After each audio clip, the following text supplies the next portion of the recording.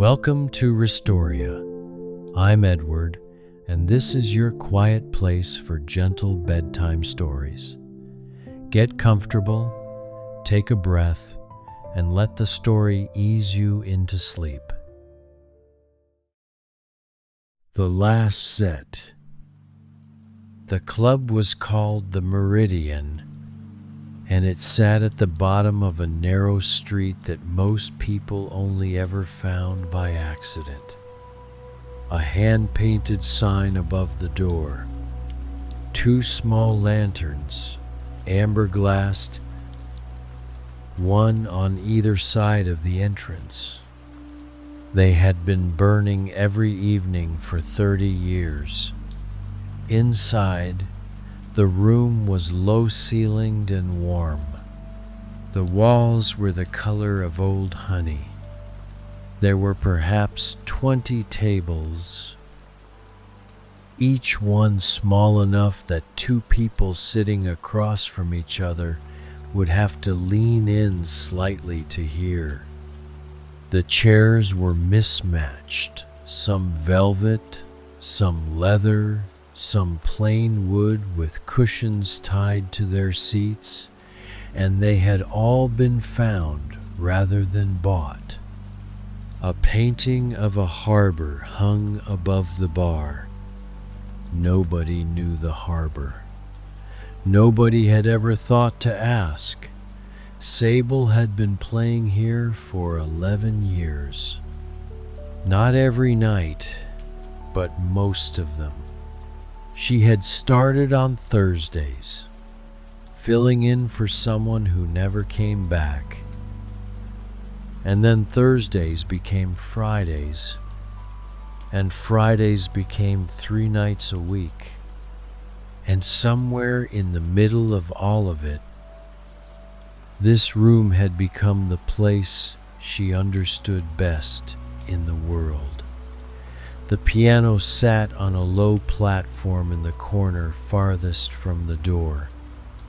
It was an upright, old, slightly out of tune on the high end, and the wood had been polished so many times that the grain had taken on a deep, reddish warmth, like something lit from the inside. The bench was covered in dark green velvet, worn smooth in the center. Sable had never thought to replace it. The instrument had no particular history that anyone knew of. It had been in this room before Gus took over, left by whoever had run the club before him, left by whoever had run it before that. Its age was impossible to determine without opening it up, and nobody had.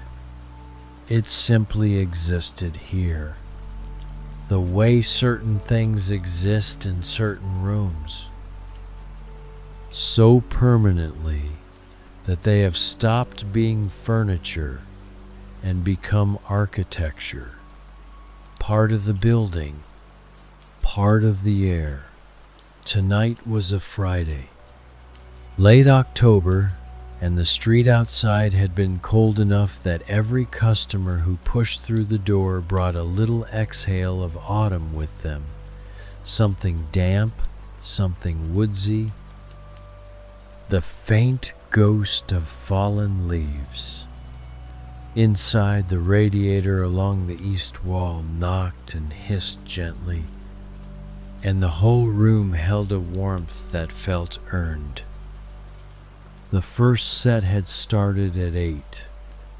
Sable on piano, Marcus on upright bass, and a drummer named Leo who mostly played brushes, keeping the rhythm soft as breathing. The room had been full. People at every table, voices low and pleasant, glasses catching the candlelight. The music moved through the room the way weather moves through a valley without hurry, filling every corner before it passed on. They had played standards mostly, the ones people knew without knowing they knew them. Songs that settled into the body rather than the mind. Sable played them with small variations. A slightly different voicing here.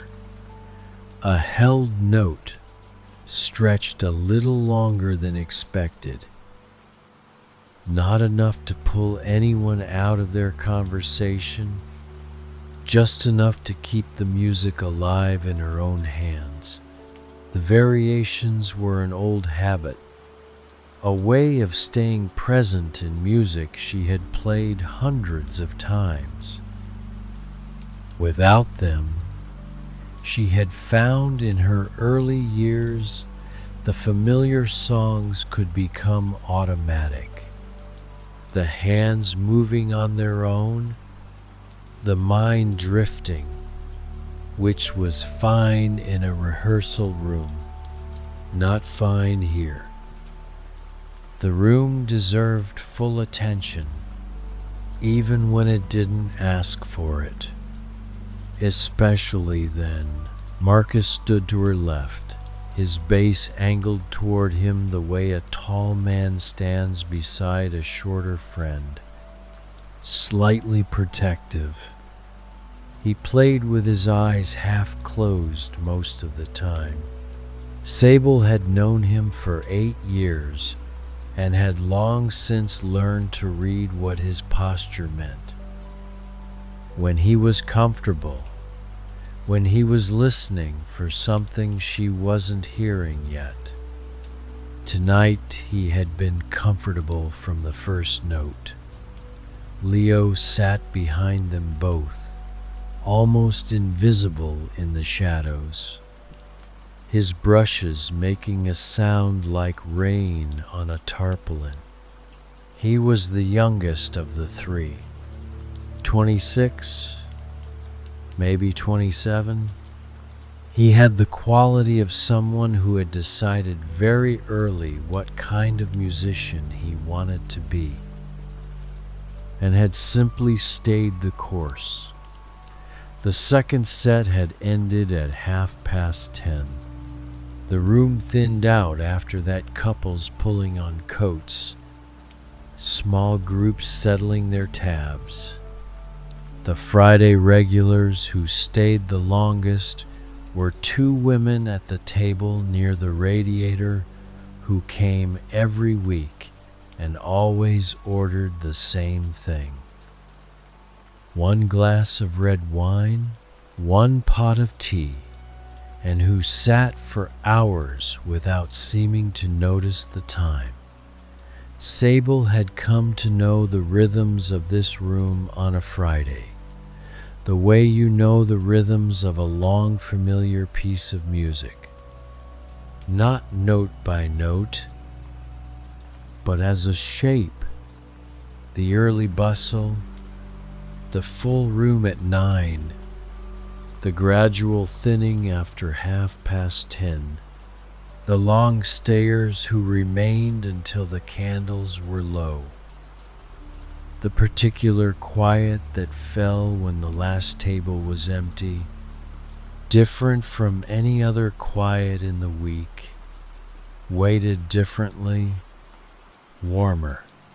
She had been away for 1 month the previous spring, a trip that had taken her further than she'd intended.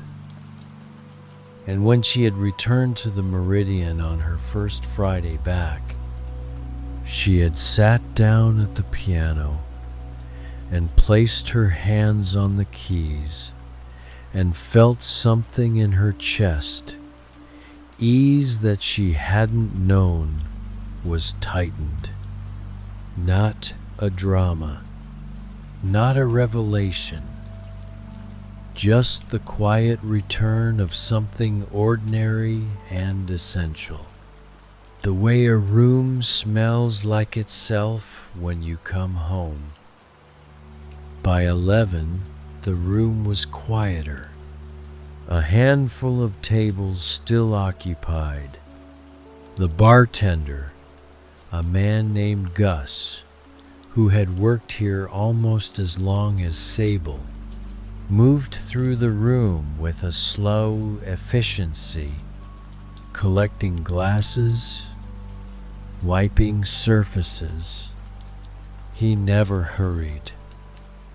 He had the movements of someone who understood that a room like this needed to be treated carefully, the way you'd handle something old and important. Sable played through the third set with just Marcus. Leo had an early morning something about a rehearsal, and he had packed his kit quietly between songs, each piece wrapped in cloth and laid into its case with the care of someone putting a child to bed. He had waved from the door without interrupting. Sable had lifted 2 fingers from the keys in reply. Without the drums, the music changed shape. It became more spacious. The gaps between notes grew wider, and the room breathed into them. Sable found herself playing slower. The melody stretched out over Marcus's low, steady pulse. The bass had a warmth to it that seemed to come from somewhere inside the instrument itself. A resonance that you didn't just hear but felt in the chest. A low vibration that lived in the room long after each note had been played. That sound. It was the thing she noticed first every night and the thing she carried home last. The way a well-played bass could fill a room not with volume but with presence. Like a held breath, like the hum of something content. At 11:15, Marcus set his bow across the strings. The last note resonated for a long moment. Sable let the piano breathe with it, just the sustain pedal held, letting the chord dissolve on its own. A few people at the remaining tables clapped softly. The 2 women near the radiator didn't look up from their conversation, but one of them smiled. Marcus lifted his bass carefully and laid it on its side in its case. He was methodical about it. The instrument cushioned, the clasps done up in a particular order. He pulled on his coat while the case was still open, then closed it once both arms were through. Sable had watched him do this hundreds of times. "Good night," he said, quietly, just to her. "Good night," she said back. She didn't move from the bench right away. The room was still, not empty. There were still 3 or 4 tables with people at them, but still in the way a room becomes still when the music has stopped and nobody is quite ready to say so. The candles on the tables burned low, their light trembling faintly. The radiator made its sound. Outside, very distantly, a car passed on the wet street. Sable rested her hands in her lap. The keys were warm from the evening's playing. The wood of the piano bench held its particular faint smell. Old cloth, something like cedar. The accumulated warmth of many years. She had sat here on nights when the room was so full that people stood at the back. She had sat here on nights when there were only 4 people, and she had played anyway. because the music didn't need an audience to be worth making. Gus appeared beside her. He set a small glass on the corner of the piano. Amber liquid, no ice. He had been doing this on Friday nights for as long as she could remember.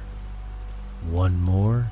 he said, meaning a set, not the drink. Sable looked out at the room.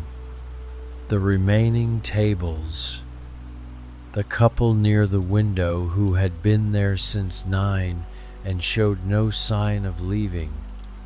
The man by himself with a book open on the table, though his eyes had left the page some time ago. "One more," she said. She began with something she had been playing since she was very young. Not a standard, a melody she had worked out herself, somewhere between a lullaby and a waltz that had no name and had never been written down. She had never played it with Marcus or Leo. It wasn't that kind of song. It had begun when she was 11, sitting at the old upright in her parents' front room on a winter afternoon, the light going early outside the window. She had not been trying to compose anything. Her hands had found the phrase the way hands find a comfortable position in sleep, without intention, without effort.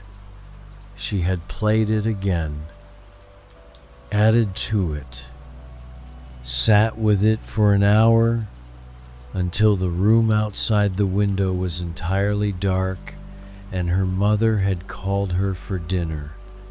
She had played it many times since, not every day, not even every month, but it returned when she needed it, or rather, she returned to it when she needed it, which was essentially the same thing.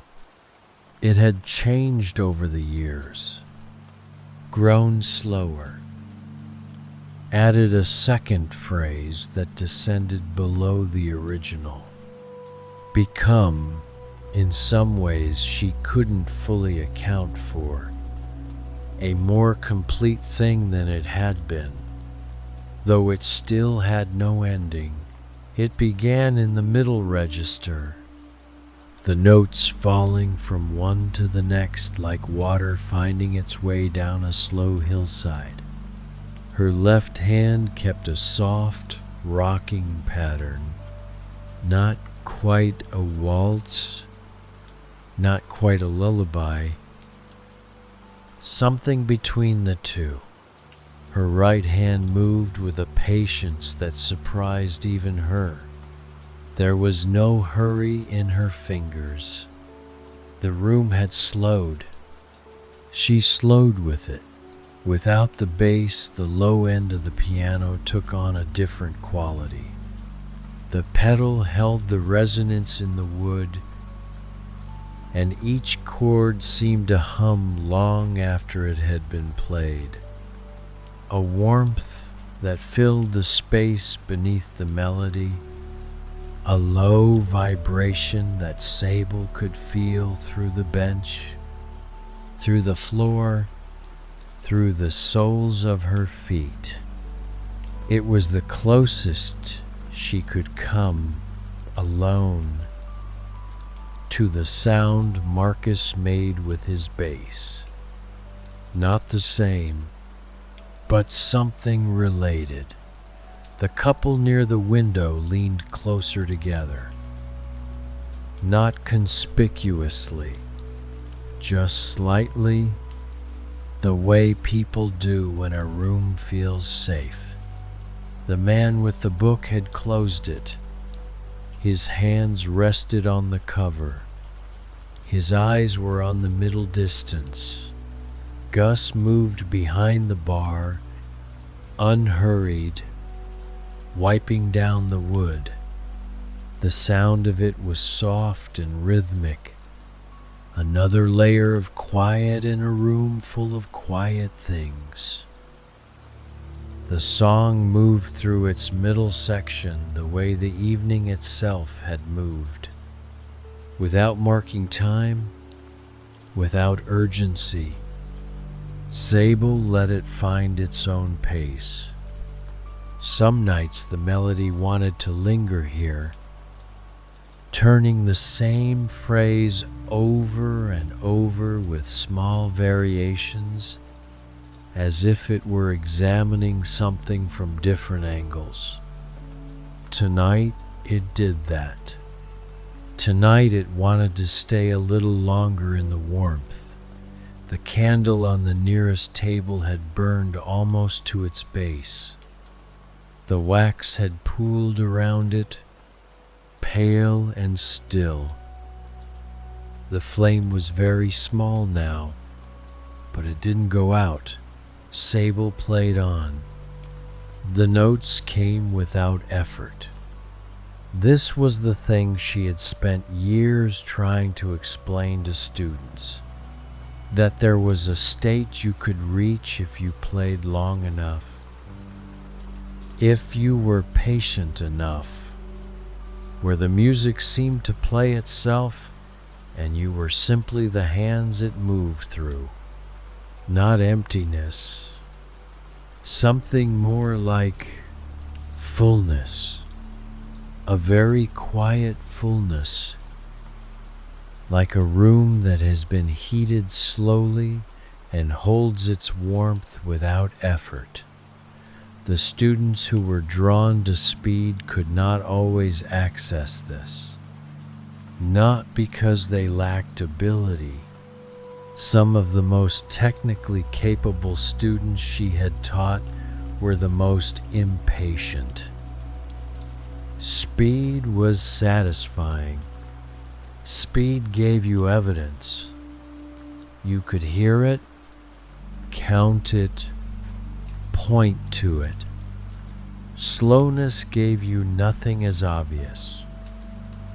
Slowness gave you the feeling in your hands, the resonance in the wood, the quality of air in the room, things you couldn't point to, things that couldn't be measured, only felt. She had reached that place now. She could feel it in her shoulders, which had dropped, in her hands, which moved without instruction, in her breathing, which had slowed to match the tempo of the music. Outside, the rain that had threatened all evening finally arrived. Very quietly at first, a sound like someone running a hand along a length of fabric. Then steadier, a soft percussion against the awning above the door. The couple near the window didn't notice. The man with the book noticed, looked up briefly at the window, and then let his eyes close again. By midnight, the last of the guests had gone. Not all at once, gradually, a coat retrieved, a quiet goodbye to Gus, a pause near the door to listen for a last moment before stepping out into the rain. The couple had left arm in arm, moving slowly, the rain not seeming to bother them. The man with the book had left his glass half full on the table and carried his book tucked under one arm. He had nodded to Sable as he passed. She had nodded back without stopping. The two women near the radiator had been last.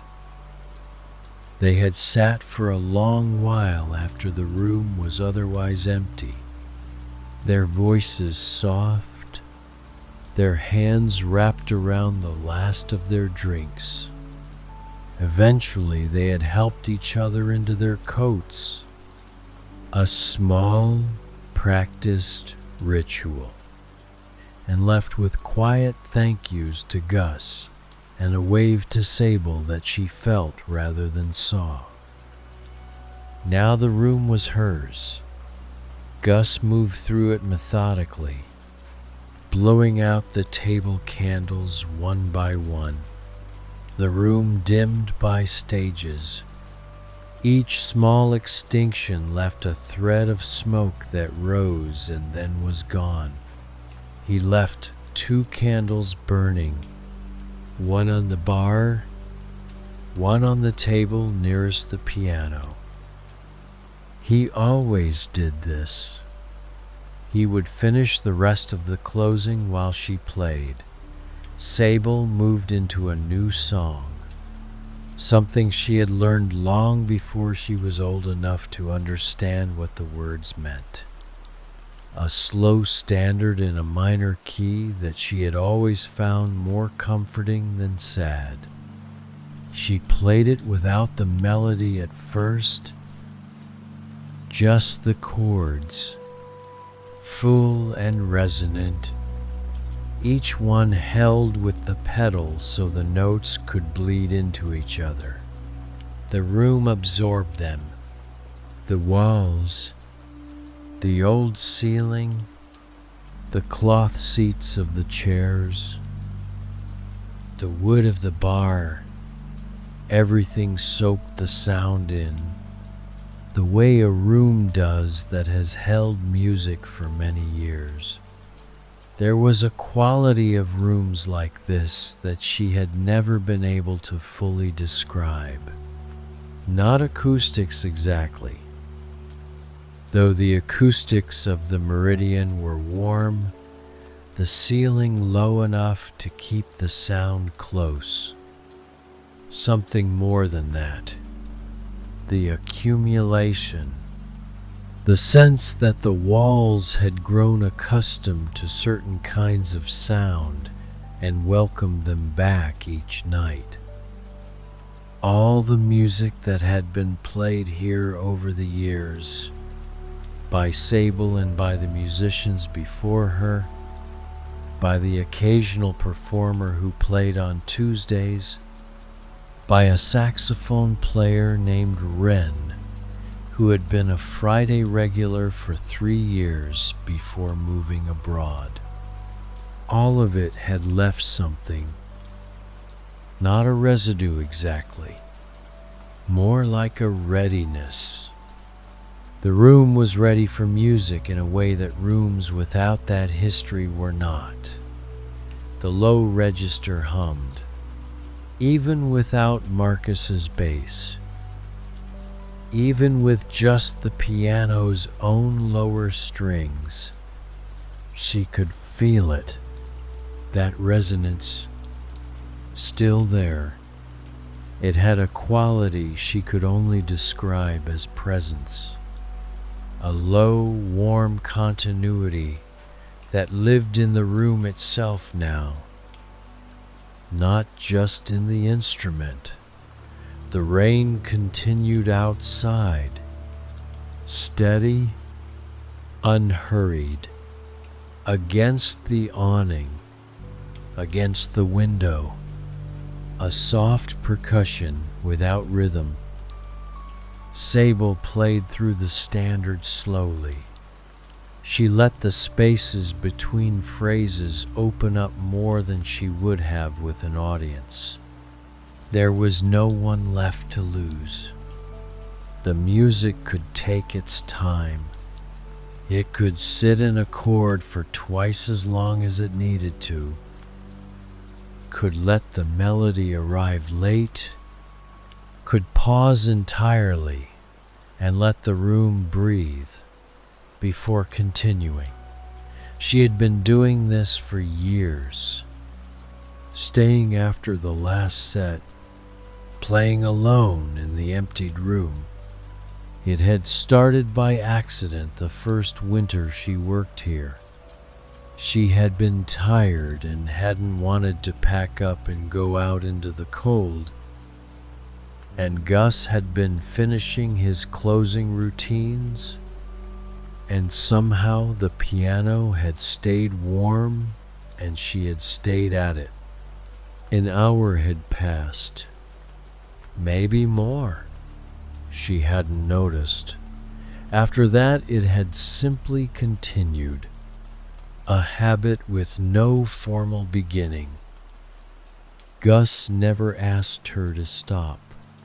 He finished his work and then sat at the bar with his own drink, reading or looking at nothing in particular, and the music moved through the room between them, not requiring anything of either of them.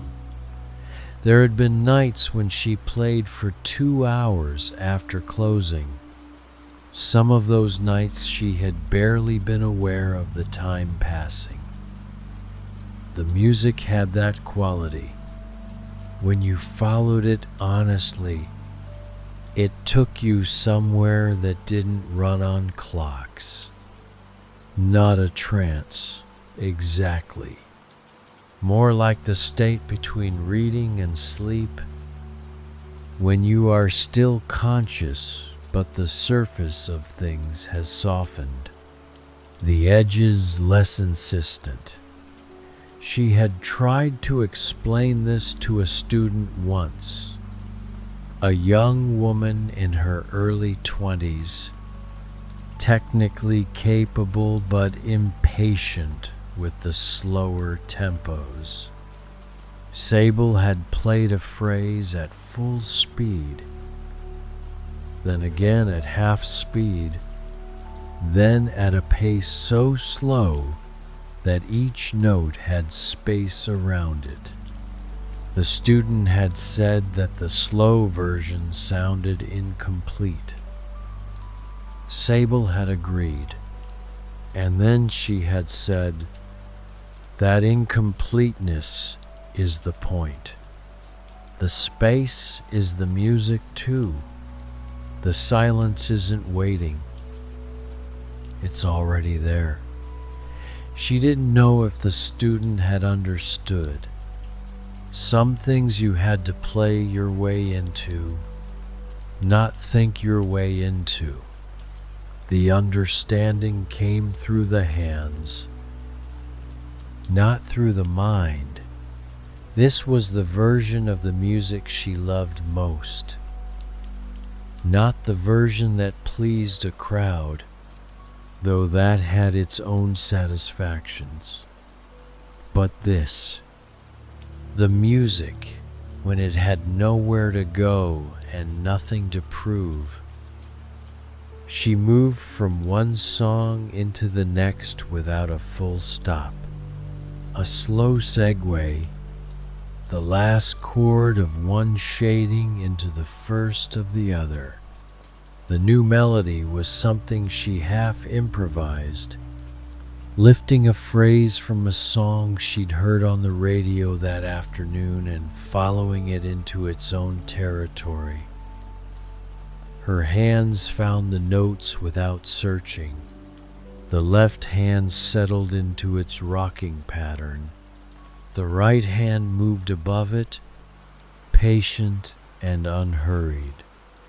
The improvisation was a particular kind of conversation, one where both sides were her left hand asking, her right answering. She had spent years practicing the formal structures, the scales, the chord substitutions, the patterns that underpinned improvisation, and then more years learning to let all of that recede, to trust that it would be there beneath the surface where it was needed. The difference between knowing something and having it. A phrase emerged that she followed with attention. 4 notes, rising, She brought them back 2 bars later, transformed slightly, the same contour but in a different harmonic light. The way a familiar room looks different by candlelight than it does in the afternoon. She played the phrase a 3rd time, slower, and let it resolve into a chord she hadn't planned. The chord surprised her. This happened sometimes. The hands found something the mind hadn't anticipated. She held it, listening. It was warm and slightly open. Not a full resolution, not a question either. Something between. She let it breathe for a long moment, then let it go somewhere slow. Gus set his glass down on the bar. The sound was very soft.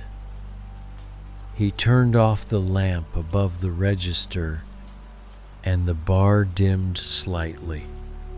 The remaining candle on the bar threw a small circle of amber light.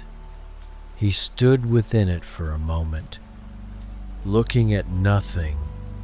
Then he took his jacket from the hook by the back wall, pulled it on slowly, and moved to his usual seat at the near end of the bar. The room had a particular quality now. All the surfaces that had held light all evening were cooling into shadow, and only the 2 candles remained. The warm honey color of the walls had deepened into something older. The painting of the harbor was barely visible. The chairs at the empty tables sat very still. Sable had memorized this room the way you memorize a face you've looked at every day for many years. Not by trying, but by accumulation. She knew the particular sound of the door when it opened onto a cold night versus a warm one. She knew which floorboard near the bar creaked and which didn't. She knew that the painting of the harbor was of a place in Portugal that Gus had visited once, years ago, before he'd taken over the club, and that he'd found the painting in a second-hand shop without having intended to buy it. He'd told her the story once. She hadn't asked about it again. Some things you held lightly. The piano itself she had come to know in the way you know a very old friend. The slight stiffness in the 2 keys at the upper end. The way the sustain pedal needed a little extra pressure in cold weather. The particular warmth of the middle register that no other piano she'd played on had quite matched. She had played better instruments, newer, more perfectly tuned, more technically responsive. None of them had ever felt like this one. None of them had ever had this quality of accommodation, she supposed. The sense that the instrument had grown to meet her. Sable played on. The melody moved through phrases that felt like memory. Not of any specific thing, but of the quality of old evenings, the specific warmth that belongs to late nights in small rooms. Her fingers found a descending figure in the bass, low and slow, and held it there for several bars. The resonance filled the piano, filled the space around it. That warmth again. that low, continuous hum. The rain outside had eased a little, still falling, but lighter now. The sound against the awning was softer, more like breathing than percussion. Through the window, the wet street reflected the amber lanterns outside the door. Two small lights trembling in the water on the pavement. Sable brought the melody lower. Her right hand descended to meet her left. The notes moving into the middle register, then lower still. The music grew quieter of its own accord. She wasn't thinking about it. It was simply the direction the evening wanted to move in. There was something in the air of this hour that always did this. Pressed down on the music gently, the way a hand resting on a page will slow the reader, not stopping it, just adjusting its weight, making it something that belonged to the very late night rather than the merely late one.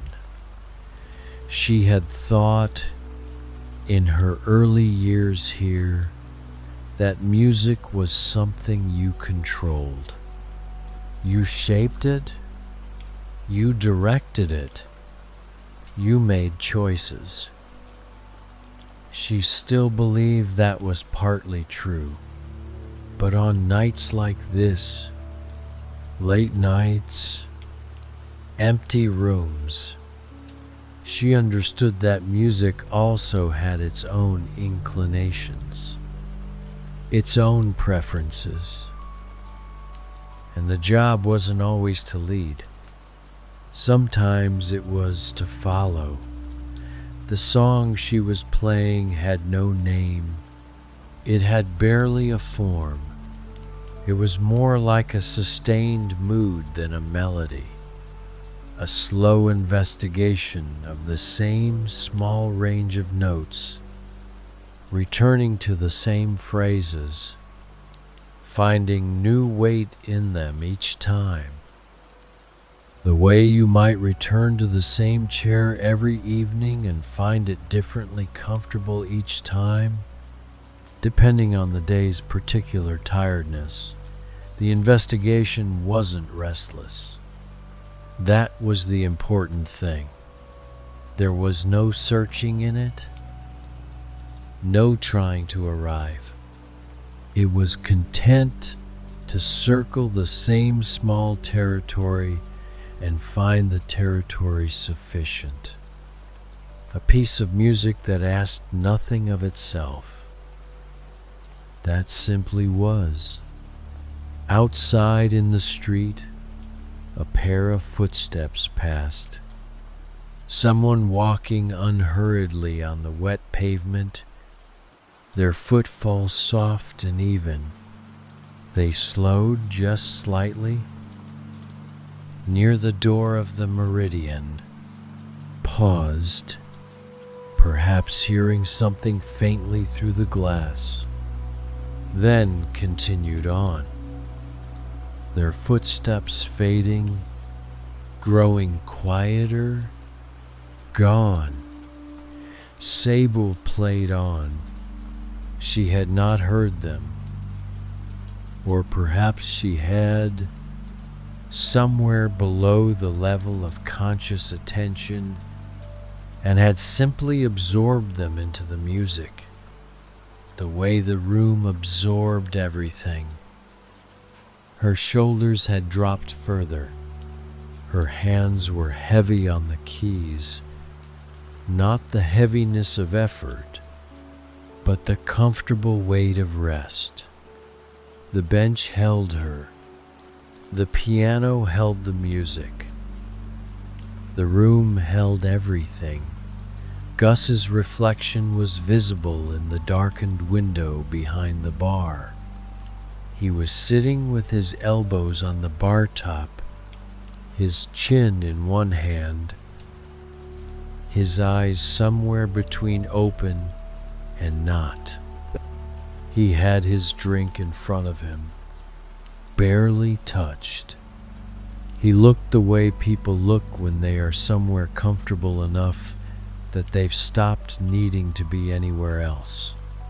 He had never told her to stop playing, not in 11 years, not once, and she had never asked whether he minded. Some arrangements are better left unspoken, left to live in their own quiet understanding. This was theirs. The closing hour, the 2 candles, the soft, continuing music, his unhurried work, her unhurried playing, a kind of companionship that required nothing of either of them and gave them both something they couldn't have named. Sable returned to her unnamed melody, the one with no beginning. She had started playing it as a girl, and she had never finished it, because finishing it would have required knowing what it was trying to say, and she had long since made her peace with not knowing. The melody said what it said. A slow rocking, a gradual descent, a return. That was enough. The candle on the table near the piano had burned very low. The light it threw was warm and very small. Sable's hands moved in and out of it as she played.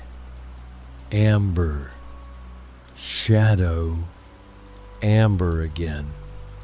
The keys caught the light in pieces. The room breathed.